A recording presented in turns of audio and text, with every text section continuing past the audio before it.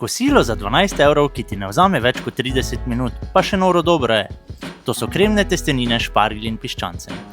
Ko imamo vse sestavine doma, gremo v akcijo. Svežim špargljem odstranimo lesene v spodnji del in jih tanko narežemo. Tako svežino začutimo v vsakem grižljaju. Sir pecorino ali parmezan nastrgamo, piščančje meso pa narežemo na tanke zrezke ter začinimo s soljo in poprom. Zrezke najprej opečemo do zlate barve. Ker v isti ponvi nadaljujemo, da izkoristimo sokove od popekanja mesa. Dodamo maslo, šparglje in česen. Na hitro prepražimo in dodamo na kocke narezano meso. Za kremno omako dodamo vodo od kuhanja testenin in malo limonine lupinice za svežino in mediteransko noto.